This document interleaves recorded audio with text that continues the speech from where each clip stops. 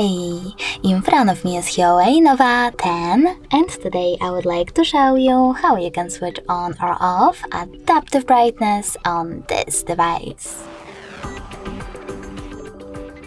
Begin with opening Settings.